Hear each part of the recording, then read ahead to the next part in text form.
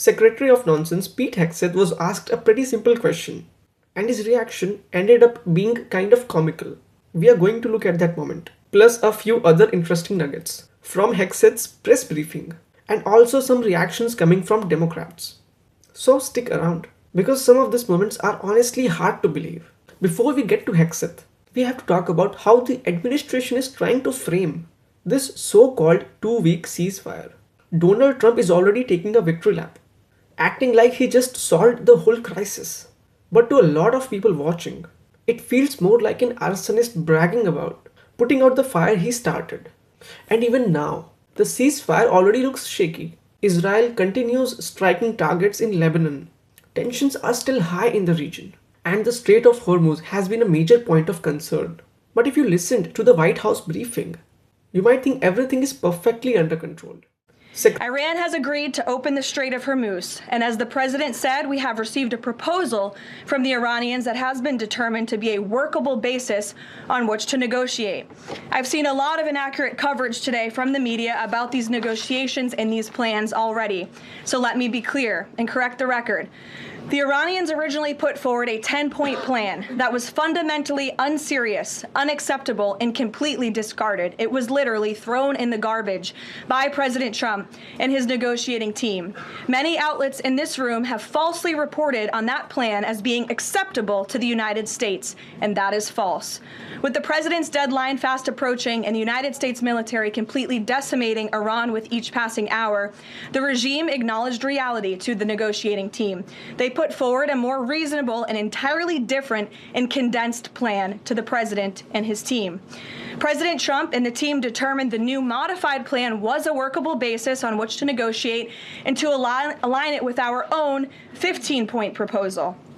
Now, listening to that, you can almost hear the urgency in the delivery.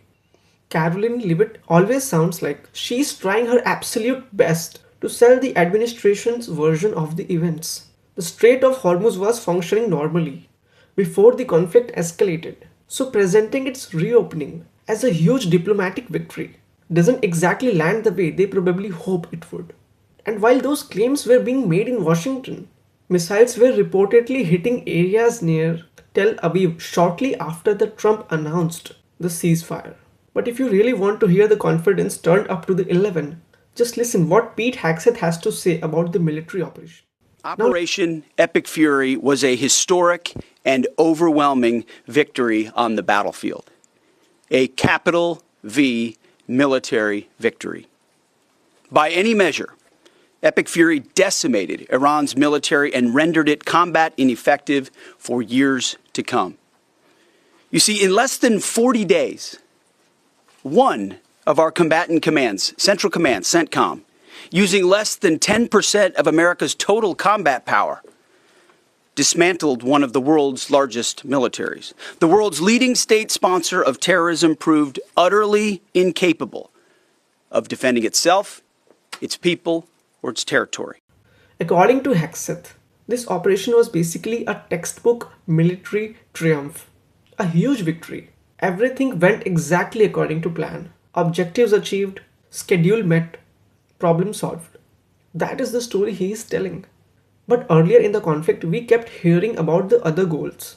There was talk about dismantling nuclear programs, stopping enrichment, shutting down missile production, and even hints about regime pressure inside Iran. Yet when you look at the situation now, many analysts say those bigger objectives haven't been actually achieved.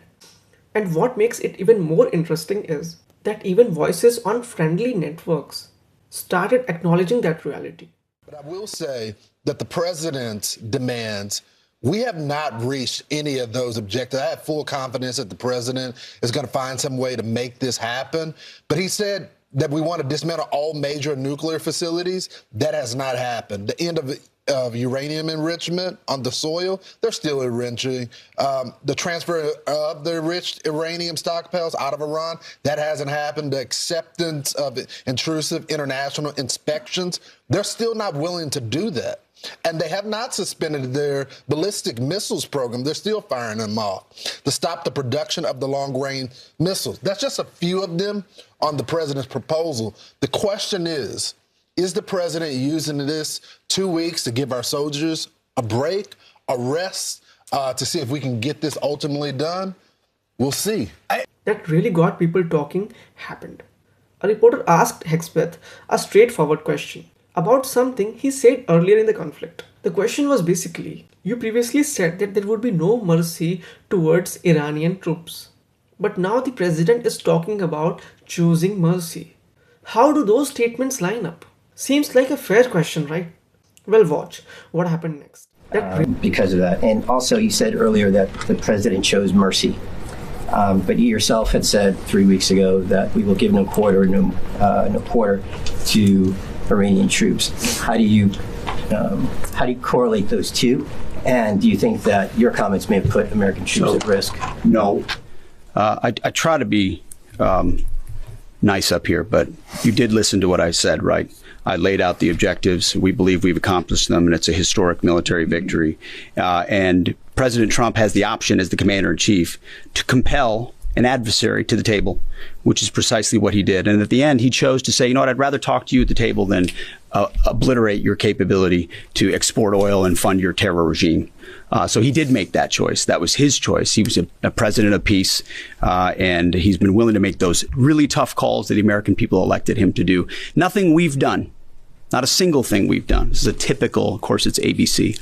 Not a single thing we've done has put an American troop in more of a harm's way. We've only set our troops up to harm Iranian military capabilities, which they've done to devastating fashion and to great success. Mr. Chairman, you had a point. There's a lot in that question. I'd love to take that offline and answer it, but I'm struggling to find exactly what your question was, and that's probably me, not you. Okay, all right. Sorry about that. Mr. Chairman, it was an indictment framed as a question, so you're forgiven for understanding. Go ahead, please. No, you've had your chance. Go ahead, sir. Open right now. Thank you very much. I believe so, based on the diplomatic negotiation. So I believe so. It is I believe nice so. to see you. Yeah, sorry. Mr. Kur. Instead of calmly answering the question, Hegseth immediately pushed back and even took a jab at the reporter's outlet.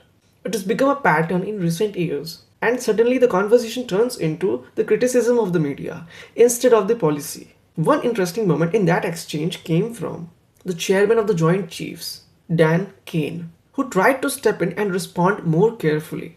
Compared to the tension in the room, he sounded noticeably calmer. And that wasn't the only awkward exchange. Thank you, Secretary Hegseth. Sorry. Thank you. Excuse me. Why are you so rude? Just wait. I'm calling on people. Thank you, Secretary Hegseth. Yesterday in the President's Truth Social, he threatened to wipe out a civilization.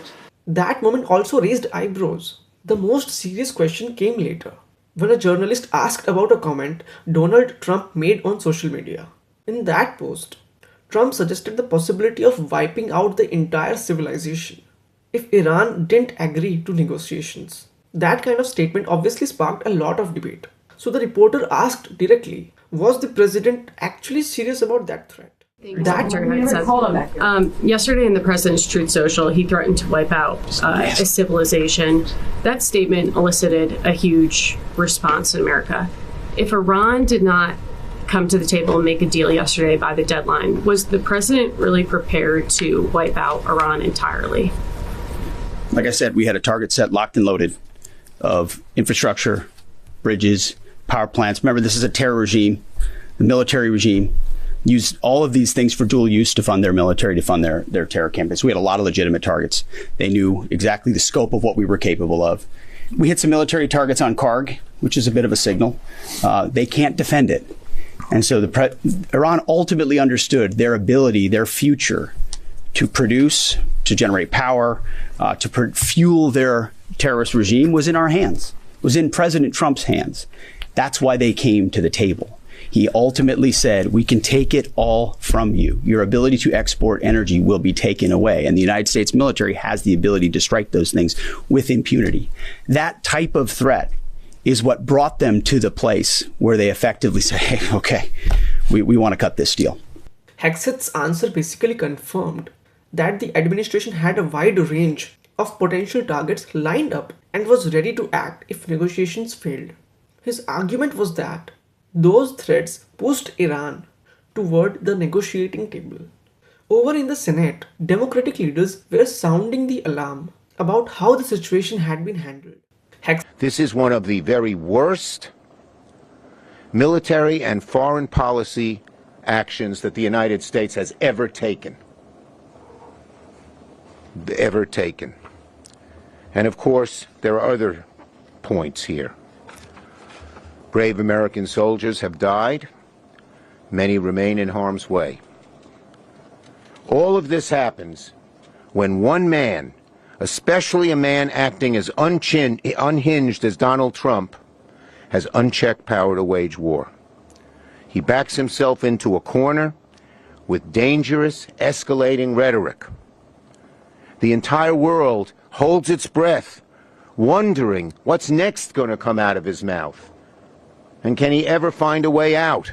Senate Minority Leader Chuck Schumer didn't hold back there. He called the entire approach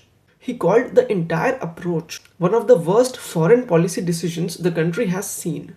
His argument was that the president's rhetoric and actions created a dangerous situation where the entire world was waiting to see what might happen next. But here is the big political question now. More than 70 Democratic lawmakers have reportedly called for serious action against Trump, including discussions about the 25th Amendment or impeachment. Yet not every Democrat in Congress is pushing that idea. Anyway, those were some of the most talked about moments from the briefing and the political reaction that followed. If you found this breakdown helpful, don't forget to like the video and subscribe so you don't miss the next one.